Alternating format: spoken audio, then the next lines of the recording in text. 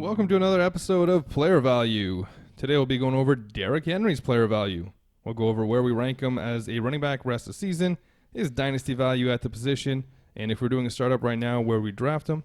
And finally, we'll go into where we would draft him in a redraft league. In case you don't know, I'm Ben. That's Matt. Matt, say something. What's up?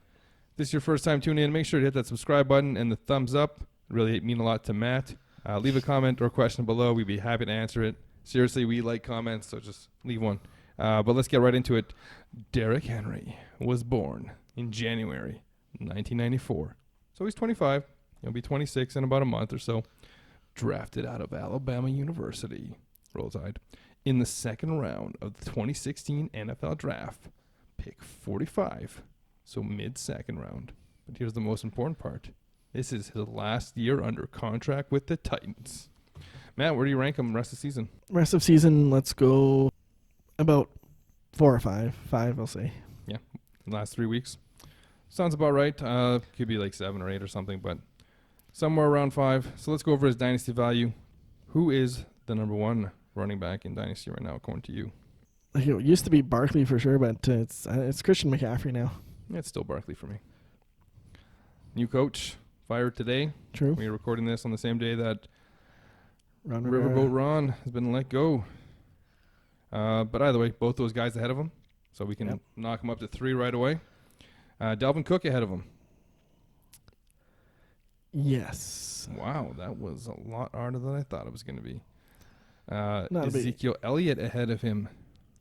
Yeah, Zeke's ahead. Alvin Kamara ahead of him. Kamara as well. Josh Jacobs ahead of him. Really close. I'm going to go Jacobs just because of the age. I will also go Jacobs. What about Nick Chubb? No, it's Derrick Henry there.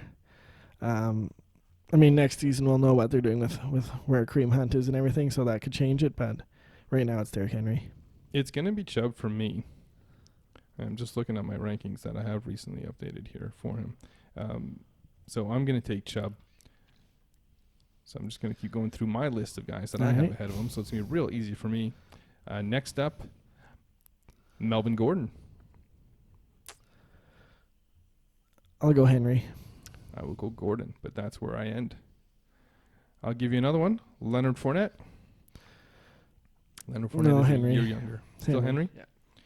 This one's going to be real tough for you because he used to be your number 5 ranked running back in Dynasty, and that's Joey JoJo Mixon. No, Henry's supplanted him this year. Okay. So why don't I go off your list here from October. Le'Veon Bell. Nope, Henry. This one's going to be real close. David Johnson. Yeah, I'll have to take DJ, of course. I have DJ in the 40s now, by the way. How could you have him higher? Kerryon Johnson. No, Henry. James Conner. Henry. Aaron Jones. Henry. Todd Gurley. Henry. I think we're done. Yeah, I mean, the last couple of guys there, I mean, like with Gurley's injury, Kerryon's injury, if you could guarantee me they'd both stay healthy and, you know, get their regular amount of shares, that would be closer. But let's talk startup, dynasty, redraft. No, startup dynasty, and then we'll do redraft. So what round are you taking him in dynasty? I mean, I think he's going to be at the end of the first. 2? No, I think it is end of round 1 if he's like running back number 6 or 7. Yeah, I'm not touching him there. There's no way I'm grabbing him that early. He could be done, right? They could have gotten all the tread off him already, right? New contract. He signs a contract, guaranteed money, enough to sit back on. Yeah, I mean, like we've talked about this before, for Dynasty, it'd probably go wide receiver round 1 anyway. Yeah, I'm not taking that risk in Dynasty. That's my biggest thing. I'm fine with taking some of the big names that I know are going to be solid. But he's a guy who was labeled to be a bust coming into the season by a lot of people. Yep. He hadn't shown it for more than 5 games. Yeah. His first 2 years were awful. We play in a league. It's not a dynasty league, but it is a deeper keeper league, and he was available after that big performance. Somebody picked him up, but everybody was still skeptical about it. So he's not sold yet on it, but now he is. It could be the career year thing or the contract year thing as well.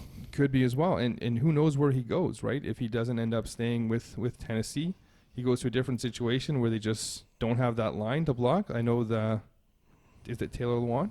I think I nailed his name. As much as little as I know about the offensive line players' names, I think I got that one. He's definitely a huge help to that line and a huge help to his success the last year and a half or so. So I'm not taking that risk. But let's talk redraft. Redraft's a completely different story, and I think I'd agree he's going to be a late first, early second pick there. Yep.